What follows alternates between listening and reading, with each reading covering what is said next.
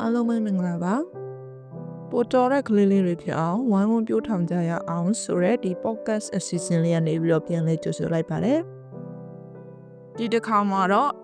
မိမိရဲ့သားသမီးတွေစီမှာ group mindset လို့ခေါ်တဲ့တိုးတက်လိုတဲ့စိတ်ဒါမျိုးလေးတွေငယ်ကလေးကရှိအောင်လို့ဘယ်လိုမျိုးသူတို့ကိုပြောထောင်ပေးရမလဲဆိုတာ ਨੇ ပတ်သက်ပြီးတော့ပြောချင်ပါတယ်အဲ့တော့ mindset ဆိုတာကကိုမြင်တဲ့အမြင်ပေါ့နော်ကိုမြင်တဲ့အမြင်က positive ဖြစ်နေတော့မှသာလျင်ကိုယ့်ရဲ့ဒီလုပ်ငန်းဆောင်တာတွေမှာလည်းပိုပြီးတိုးတက်လိုတဲ့စိတ်သင်ယူလိုတဲ့စိတ်ရှိမှာပါအဲ့တော့ group mindset ရှိနေတဲ့ကလေးတွေကဆိုလို့ရှိရင်တက်ကြီးလာတဲ့အခါမှာလည်းဒုက္ခတွေပြဿနာတွေနဲ့ကြုံလာတဲ့အခါမှာပို့ပြီးတော့ခံနိုင်ရရှိတယ်နောက်ပြီးတော့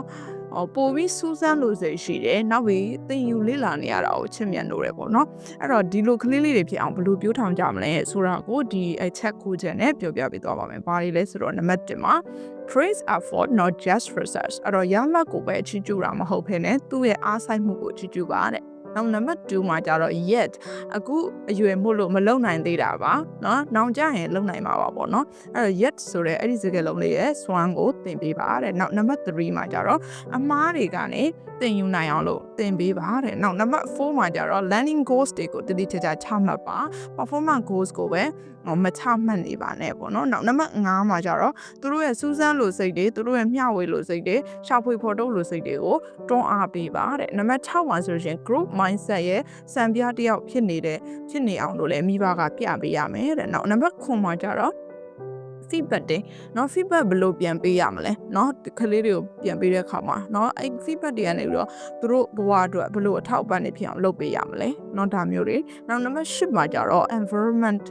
သူတို့ရဲ့ supportive ဖြစ်တဲ့ဒီပတ်ဝန်းကျင်လေးကိုဖန်တီးပေးပါတဲ့နံပါတ်9မှာကျတော့ brains ability ကgrow ဖြစ်နိုင်တယ်ကြီးထွားနိုင်တယ်ဆိုတာကိုသင်ပြပေးပါတဲ့အသေးစိတ်လေးလေ့လာကြည့်လိုက်ရအောင်နံပါတ်1လေးနဲ့သူကစလိုက်ရအောင်1မှာဆိုရင် praise effort not just resist အဲ့တော့သူ့ရဲ့ process သူတစ်ခုခုကိုသူလုပ်မယ်လို့ပြောလိုက်လို့ရှိရင်ကဲလုပ်ဆိုပြီးတော့နိုင်အောင်လုပ်ခဲ့သူရအောင်လုပ်ခဲ့ဆိုတာမျိုးတွေကအားပေးစကားမဟုတ်ပါဘူးအဲ့တော့တကယ်လို့ကလေးကမနိုင်လာရင်စုမရလာလို့ရှိရင်သူကကြောက်သွားမယ်ရှက်သွားမယ်ဒါမျိုးတွေဝင်လာနိုင်တယ်အဲ့တော့စုရတာမရတာကိစ္စမရှိဘူးဒီကနေအတွေ့အကြုံရတာပေါ့ဒီကနေeffort အားစိုက်ထုတ်မှုလေးတွေကနေဘလို့အတွေ့အကြုံတွေရလဲဆိုတာဒါမျိုးလေးတွေကိုချီးကျူးပေးရမယ်သူတို့လှုပ်သွားတဲ့နီးလန်းလေးတွေစုတာမရလိုက်တာမင်းဒီနေရာမှာလှုပ်သွားတာအရန်မိုက်တယ်အရန်ကောင်းတယ်ဒါမျိုးလေးတွေဒီစကလုံးလေးတအားကြိုက်တာပဲဆရာမတွေကမမြင်တာဒီစာကုန်းဆိုလဲအဲ့လိုပဲစုမရလို့ဆရာမတွေကမမြင်တာဒီအတွေးခေါ်လေးရန်သဘောကျတာပဲဆိုတာမျိုးတွေနဲ့ကလေးကိုတွန်းအားပေးရမယ်ချီးကျူးပေးရမယ်အဲ့တော့ I'm proud of how had you worked on that project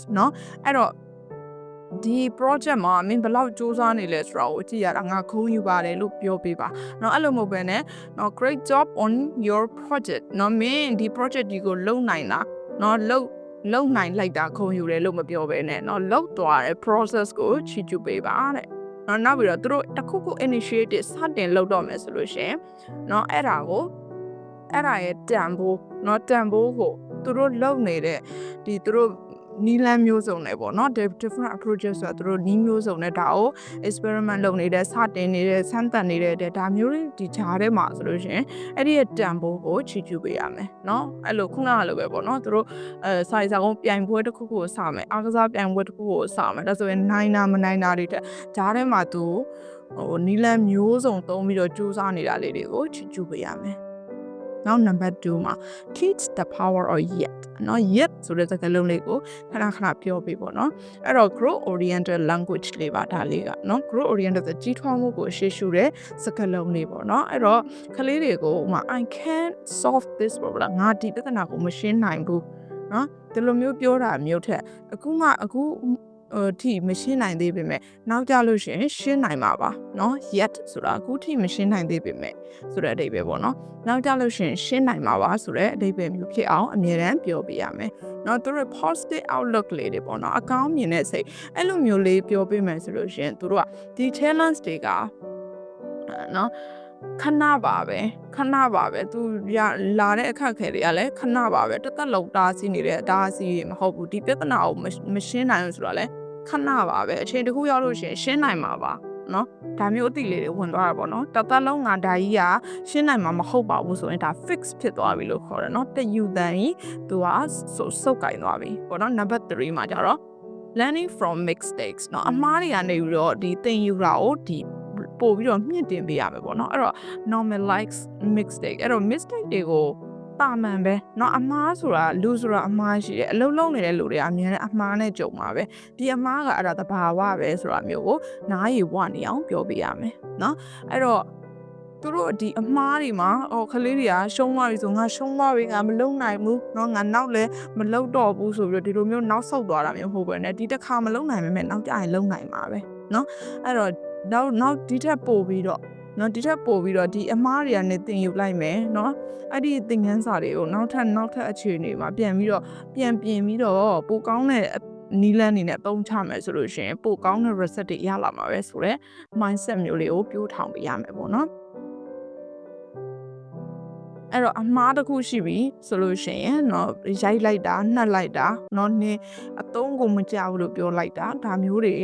ကကလေးစိတ်ထဲမှာဟုတ်တယ်ငါအသုံးမကြောက်ဘူးတခုဆိုလို့ရှိရင်ပြရနဲ့အမြဲတမ်းပဲเนาะငါကတည်ချာလည်းမလုပ်တတ်ဘူးဒါမျိုးတွေ fix ဖြစ်သွားပြီဆိုလို့ရှိရင်ကလေးရဲ့တိုးတက်မှုလမ်းကြောင်းမှာအထောက်အကူမဖြစ်တော့ဘူးပေါ့နောက် number 4မှာဆိုလို့ရှိရင် learning goals တွေထားတဲ့အခါကြလို့ရှိရင်เนาะအသေးစိတ်လေးထားပေးရမယ် goals that strength เนาะ strength အဲ့တော့goals ကအရှိကြီးပဲလေเนาะဒီဆောင်မေးပွဲဒီနှစ်ဆောင်မေးပွဲအော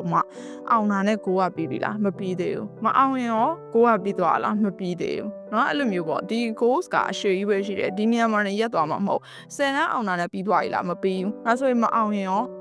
နော်မအောင်တာနဲ့ရောရှုံးသွားပြီလားတဘောကလုံးဘာမှလုပ်လို့မရတော့ဘူးလားဒါလည်းမဟုတ်ဘူးเนาะအဲ့တော့ဒီ grade တွေ score တွေကဒီဟာလေးတွေသူ့ရဲ့အောင်မြင်မှုလမ်းကြောင်းမှာဒီ grade score တွေကတစ်သက်လုံးကြီးတည်နေမှာမဟုတ်ဘူးဆိုတာမျိုးကိုသိအောင်လုပ်ပေးထားရမယ်ပေါ့နော်အဲ့တော့သူတို့ကြရှုံရင်လည်းဒါဘာမှမဟုတ်နော်နောက်ထပ်အခောက်တွေမှာနိုင်အောင်လုပ်လို့ရတယ်ဆိုတာမျိုးပြောပေးရမယ်နောက်ပြီးတော့သူတို့ဒီ goals ကိုရောက်အောင်လို့သူတို့ဘယ်လောက်ထိစူးစမ်းရတယ်เนาะဒီဆောင်မေးပွဲတွေအောင်ဒီမှာဆုရအောင်သူတို့ဘယ်လောက်ထိစူးစမ်းရတယ်စူးစမ်းတဲ့အခါမှာလည်းတချို့ကလေးတွေကြတော့ဘယ်လိုလဲဆိုတော့လူမြင်ကောင်းတယ်လူတွေချစ်ကျူးတဲ့အလုပ်မျိုးပဲလုပ်ချင်တယ်ပေါ့နော်လူမမြင်သူမမြင်အလုပ်လေးတွေတည်မွားလေးတွေဆိုလို့ရှိရင်မလုပ်ချင်ဘူးเนาะအဲ့လိုမဟုတ်ဘူးเนาะအဲ့တော့ဒီအလုပ်တွေမှာဆိုလို့ရှိရင် promotion တွေရှိလာပြီဆိုရင်ကိုကတည်လေးတွေကအစားလိုက်ပြီးတော့လုပ်တတ်တဲ့လူမျိုးကြည့်နေမှာပဲလေเนาะဘေးကလူတွေကတောက်လျှောက်ကိုကအဲ့လိုမဟုတ်ဘဲနဲ့အဲ့တည်လေးတွေကလူမြင်တာလည်းမဟုတ်ပါဘူးဘယ်သူမှလည်းသိမှာမဟုတ်ဘူးဒါမျိုးတွေမလုပ်ချင်ဘူး show off လုပ်ရတာပဲရန်စိတ်ဝင်စားတယ်လူမြင်တာပဲလုပ်ချင်တယ်ဒါမျိုးတွေဆိုလို့ရှိရင်လည်းgroup mindset ရှိတယ်လို့မခေါ်ဘူးပေါ့နော်တကယ်တိုးတက်ရှင်တဲ့လူကသေးကြီးအခွင့်အလမ်းအကုန်လုံးကိုစုပ်ကင်တယ်ပေါ့နော်အဲ့လိုမျိုးကလေးမျိုးတွေဖြစ်အောင်ငယ်ငယ်ကလေးက train ပေးထားရပါမယ်ဒါတွေကအပေါ်ကဟာတွေနဲ့အကုန်ဆွဆက်နေရပဲပေါ့နော်ကိုက result ကိုပဲချီးကျူးမယ်နိုင်တာလေးတွေပဲစုရတာလေးတွေကိုပဲကွက်ပြီးချီးကျူးမယ်ဆိုလို့ရှိရင် तू ကစုမရနိုင်တဲ့အလုပ်တော့မနိုင်နိုင်တဲ့အလုပ်တော့ဆိုလို့ရှိရင် तू ကရှောင်ဖဲလုပ်သွားလိမ့်မယ်เนาะဒါမျိုးတွေဆက်ပြီးတော့မကြိုးစားတာမျိုးတွေလုပ်သွားလိမ့်မယ်ဒါကြောင့်မို့လို့သူ့ကိုဘယ်လိုနီးလန်းနေနဲ့เนาะကိုတွေချပြရမလဲဆိုတာကိုလည်းပြောပြပြသွားပါပြီအခု number 5ကိုသွားရအောင်အဲ့တော့encourage curiosities and exploration သူတို့ဒီစူးစမ်းလေ့လာရှောင်စမ်းရှာဖွေဖော်ထုတ်တဲ့အားတွေကိုတွန်းအားပေးရမယ်။နောက်ကလေးတွေတခုခုရှာဖွေဖော်ထုတ်ပြီးဆိုလို့ရှိရင်အိုးဒါလေးကဘာလေးမို့လဲဒါလေးတော့မသိဘူးလားဒီလိုစကားလုံးတွေပေါ့နော်။လို့ရှိရင်တခုခုအမားတွေလုပ်ပြီးဆိုလို့ရှိရင်လည်းမေကုန်းနေလာမေးပြီးခလေးကမသိဘူးပေါ့နော်မသိဘူးမေကုန်းနေလာမေးဆိုလို့နင်းဒါဘာမှကိုမသိဘူးဆိုတဲ့စကားလုံးတွေပေါ့နော်ဒါတွေသုံးလို့မဖြစ်ပါဘူးเนาะအဲ့တော့သူတို့ကိုမေးအောင်เนาะအဲ့တော့တနေရာခေါ်သွားပြီဆိုတော့ ਨੇ ဘလို့ထင်လဲဒီပွဲကကောင်းလားเนาะဒါမှမဟုတ်ဒီဆိုင်ကမုတ်ကျွေးပြီဆိုလဲရတာကောင်းလားเนาะဘလို့လေးလုပ်ရင်ပိုကောင်းသွားမလဲเนาะဒီဒါမျိုးတွေအမြဲတမ်းမေးပေးနေရမယ်ကလေးတွေကသူတို့အမြင်ကိုသူတို့ explore လုပ်နိုင်အောင်အခွင့်အရေးအမြဲပေးနေရမယ်เนาะခေါင်းစဉ်တွေပေးနေရမယ်เนาะဒီလူကြီးကိုတာတွေ့ရတာဘလို့ထင်လဲဒါမျိုးတွေပေါ့เนาะဒီအခြေအနေဒီဆောင်မဖို့နဲ့ပတ်သက်ပြီးဒါဘလို့မြင်လဲเนาะဒီဟာတွေကိုအမြဲတမ်းကလေးနဲ့ active composition ဖြစ်နေရမယ်เนาะနောက်ပြီးတော့သူ့အတွေ့အကြုံအသစ်တွေရှာဖွေနိုင်အောင်လို့ဒီအမြဲတမ်းတွန်းအားပေးနေရမယ်။မှားရင်မှားပါစေเนาะအတွေ့အကြုံဘာမျိုးဖြစ်ပြိုင်ပွဲဖြစ်เนาะတကယ်ချင်းအသစ်မိတ်ဖွဲ့တာမျိုးပဲဖြစ်အမြဲတမ်းတွန်းအားပေးနေရမယ် နော်သူတို့ကိုသူတို့စိတ်ဝင်စားတဲ့အရာလေးတွေသူတို့ passionate ဖြစ်တဲ့အရာလေးတွေနော်စိတ်အားထက်သန်တဲ့အရာလေးတွေလုပ်နိုင်အောင်လို့တွန်းတွန်းတိုက်တိုက်လုပ်နိုင်အောင်လို့အခွင့်အရေးတွေအများတန်းပေးရမယ်မင်းကဒါလုပ်နိုင်မှာမဟုတ်တာရဲ့အဲ့ဒီလူတွေနဲ့တော့ပြန်တော့ဒါဘာရမှာမဟုတ်လို့လေဒါကလူကောင်တေးသေးလေးလေးအားကစားမှာဆိုလေနော်ဒီလိုမျိုးတွေပြောလို့မရအောင်ငါမပြေးတော့မပြေးနိုင်မဲနဲ့ဘယ်လိုလို့ဘတ်စကတ်ဘောသွားပြီးတော့နော်ဝင်ပြိုင်မှာလဲအရက်ကပူပူလေးလေးဒါမျိုးတွေနဲ့မကန့်သက်ပြအောင်သူတို့စိတ်ဝင်စားတယ်ဆိုလို့ရှင်ဒီပုံမှာသူတို့ပျော်နေတယ်ဆိုလို့ရှင်ပေးလို့ရမှာနော်ဒါကြီးလုံနေတော့ဘယ်တော့တက်မှာမို့လို့လဲနော်ဘယ်တော့တက်မှာမို့လို့လဲအချိန်နေကုန်တာပဲဖတ်တင်တယ်ဒါမျိုးတွေတော့ပြောလို့မရဘူးသူတို့ကဒီအလုပ်ကိုသူတို့စိတ်ဝင်စားနေတယ်သူတို့စိတ်အားထက်သန်နေတယ်ဆိုလို့ရှင်အချိန်ဘလောက်ကုန်နော်သူတို့ကိုလုံနိုင်တဲ့အခွင့်အရေးတွေကိုကအမြဲတမ်းထောက်ပံ့ပေးနေရမယ်ဒါမျိုးကိုပြောတာပေါ့နော်အဲ့တော့ကလေးတွေကိုကိုလိုချင်တာပဲမင်းပုံလေးရှောက်ချစ်ပြီးတော့ဘာလုပ်မှလဲပကြီးစရာလုပ်မှမဟုတ်လို့လားပကြီးတင်နေဆိုတာကဘာဖြစ်တယ်ညာဖြစ်တယ်ဆိုပြီးတော့အကုန်လုံးကလေးကို fix ဖြစ်အောင်လို့အကြံတွေထုတ်ပေးလိုက်တာမျိုးတွေမလုပ်ရဘူးပေါ့နော်သူ့ရဲ့ဟာကဘာမှ result မထွက်လာဘူးဆိုရင်တော့မှပဲသူစိတ်ဝင်စားနေတဲ့အရာဆိုလို့ရှင်ပေးလုပ်လိုက်ရင်သူရဲ့ group mindset လေးတွေပို့ပြီးတော့ဖြစ်လာပါလိမ့်မယ်နော်နောက် number 6မှာဆိုလို့ရှင် group mindset ရှိတဲ့လူတယောက် model စံပြတယောက်အနေနဲ့လည်းကိုကဖော်ပြနေရပါမယ်ကိုယ်တိုင်က group mindset ဖြစ်နေရမယ်နော်ကလေးတွေကိုဒီကိုဘလိုမျိုးအခက်အခဲတွေကြော်လွှားလဲနော်ဘလိုအမားတွေကနေသင်ယူလဲဘလိုမျိုး new experience တွေဆိုလို့ရှိရင်မရှောင်ဖယ်ဘဲနဲ့ဘလိုမျိုးတိုးဝင်ပြီးတော့နော်ရင်ဆိုင်လဲဒါမျိုးတွေကိုကိုကအရှိရနေပြီးတော့ပြနေရပါမယ်နော်ပြနေရမယ်ကိုကလည်းကြောက်လိုက်တာကလေးရှိမှာနော်ကြောက်လိုက်တာဒီအခက်အခဲကြီးအမေဘလို့ကြောမှမသိပါဘူးဘာညာနဲ့ကလေးရှိမှာပေါ်ပြီးတော့မပြောသေးဘူးကြော်မယ်ရအောင်နော်ဘာလာဆိုတဲ့ဟာမျိုးလေးတွေနော်ကလေးရှိမှမြင်တဲ့စကားပြောလို့ရှိရင်အိုးဒါလေးကဒီပြဿနာလေးကတိတိလေးပဲဘာမှမဟုတ်ဘူးနောက်ပြဿနာတွေကလာအောင်မှာနော်ဒါလေးကိုကြော်လိုက်မယ်နော်အမားတွေဆိုလို့ရှိရင်လည်းငိုအမားတစ်ခုကိုနစ်မြို့ပြီးတော့မိဘကဒီလိုဖြစ်နေရမျိုးနော်အဲ့လိုကလေးရှိမှမပြမိဖို့အရေးကြီးတယ်နော်ဘယ်လိုမျိုးကြော်လွှားနေတယ်ဘယ်လိုသင်ခန်းစာတွေယူနေတယ်ဆိုတာတွေကိုပဲကလေးကို sharing လုပ်ပေးမယ်နော်နောက်number 9ကိုတော့ provide constructive feedback အဲ့တော့ feedback ပြန်ပေးတဲ့အခါเนาะ feedback တွေပြန်ပေးတာเนาะပြန်သုံးသပ်ပေးတဲ့အခါမျိုးကြလို့ရှိရင်တိတိကျကျသုံးသပ်ပါเนาะနင့်ဟာကြီးကနင့်ဆိုင်စာကုန်ကြီးကောင်းတယ်မကောင်းဘူးဆိုတာမျိုး ਨੇ မရက်တက်လိုက်ပါနဲ့เนาะမကောင်းသေးဘူးဒါလေးကဘလို့ဘယ်နားမှာမကောင်းလားเนาะဘယ်နားလေးကိုပြင်လိုက်ရင်เนาะပို့ပြီးတော့အဆင်ပြေမှာဖတ်ရတာကဘလို့ထောက်နေတယ်เนาะစကလုံးအသုံးနှုန်းကဘယ်နားမှာเนาะစာလုံးပေါင်းကဘလို့မှားနေတယ်ဒါမျိုးတိတိကျကျအကြံပေးပါအဲ့လိုမဟုတ်ဘဲနဲ့နင်နော်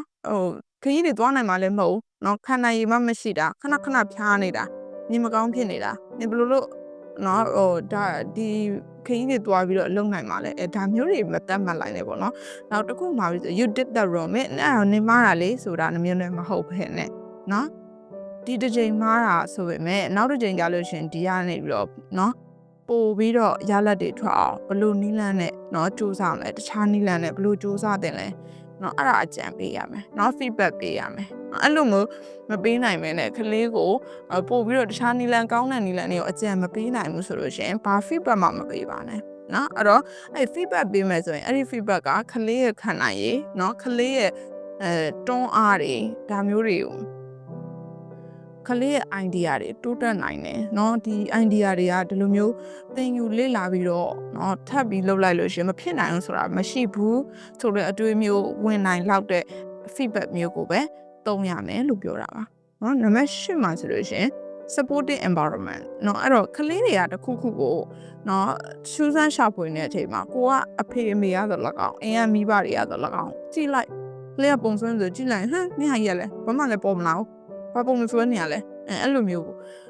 ရှောက်ပြီးတော့မပြောပါနဲ့မပြောဘဲနဲ့ကလေးတွေသူ့ဘာသူစိတ်တိုင်းမှားရင်လည်းမှားပါစေနော်မှားရင်လည်းမှားပါစေလဲကြရင်ပြန်ထားမယ်ဒါမျိုးတွေဖြစ်နိုင်အောင်လို့သူ့ကို safe နော် feel safe ဖြစ်တယ်သူ့ကိုလွတ်ထားပေးတယ်နော်ဒီလိုမျိုးစိတ်ခံစားချက်တွေဖြစ်နေအောင်လို့အမြဲတမ်းလုပ်ပေးရမယ်နော်အဲ့တော့ကြောက်စရာမလိုဘူးနော် judgment တွေဝေဖန်စရာမလိုဘူးကလေးတွေထောက်စရာမလိုဘူးသူကိုယ်တိုင်ကြောက်သွားစရာလည်းမလိုဘူးအသက်တွေတင်ယူပြီးဆိုလို့ရှင်နော်လှုပ်ပေးထားရမယ် နောက်ကနေပြီးတော့အမားကိုလိုက်ထောက်နေတဲ့သူမျိုးကြီးမဖြစ်အောင်လို့ကိုဆင်ခြင်ရမယ်မိဘတွေရတယ်အဲ့ဒါမှကလေးက growth mindset ဖြစ်ပြီးတော့သူ့ရဲ့ဘဝရက်တည်ချက်မှာလည်းပိုပြီးအဆင်ပြေမှာเนาะအဲ့တော့ teach the brain's ability to grow ဒီ brain's ability အုံနောက်ရဲ့လှုပ်ဆောင်မှုတွေကเนาะ neuroplasticity ဆိုတော့ဒီအုံနောက်အတော်လေးရဲ့လှုပ်ဆောင်မှုတွေရဲ့စွမ်းရည်ကိုသူတို့ကို educate ပညာပေးထားရမယ်။နော်ငယ်ကလေးလေနင်ကတုံးတယ်နင်ကသင်ချာဆိုလို့ရှိရင်ညံ့တယ်နင်ကအင်္ဂလိပ်ဆိုရင်ညံ့တယ်ဒါမျိုးတွေသွားပြီးတော့သတ်မှတ်လို့မရဘူးဒီအုံနောက်နဲ့ဘယ်လိုလုပ်မှလဲဆိုလို့ရှိရင်ကလေးကလည်းသူ့စိတ်ထဲမှာငါဟုတ်တယ်ညံမကောင်းဘူးငါသူများတွေလောက်မတော်ဘူးဒီလိုစိတ်တွေဆွဲသွားတတ်တယ်နော်ဆွဲအဲ့ဒါမျိုး fix ဖြစ်သွားလို့ရှိရင်နောက်ထပ် learning လုပ်ရမှာလေသူစိတ်မဝင်စားတော့ဘူးเนาะတခုခုအစ်တွေကိုသင်ယူရမှာလဲကြောက်သွားလိမ့်မယ်เนาะအများနဲ့ရှင်ပြီးနှိမ်ချခံရမှာတွေသိနေတာတွေသူဖြစ်လာမှာဆိုတော့ဘာဟာမှမသိယူပဲနဲ့သူရေလိုက်ငါလိုက်လေးပဲနေတတ်တဲ့လူမျိုးလေးဖြစ်သွားပါလိမ့်မယ်เนาะဒါကြောင့်မို့လို့ဒီအချက်လေးတွေကိုသတိထားပြီးတော့ကလေးတွေမှာเนาะ growth mindset လေးတွေဖြစ်လာအောင်ဝိုင်းဝန်းပြောထောင်ကြမယ်เนาะဆရာသမားတွေရောပတ်ဝန်းကျင်ရောဒီကလေးတွေကိုပြောတဲ့စကားလုံးလေးတစ်လုံးချင်းစီတိုင်းမှာနော်ဘလို့ effect တွေဘလို့အကျိုးသက်ရောက်မှုတွေဖြစ်သွားမလဲဆိုတာကိုတတိလေးထားပြီးတော့ပြောထောင်ပေးမယ်ဆိုရင်ပိုတော်တဲ့ကလေးလေးတွေဖြစ်လာမှာပါလို့ပြောရင်းနဲ့ဒီနေ့ရဲ့ podcast လေးကိုဒီမှာပဲညနာဝင်ပြပါနားထောင်ပေးတဲ့အရောက်ချင်းစီတိုင်းကိုကျေးဇူးအများကြီးတင်ရှိပါတယ်ရှင်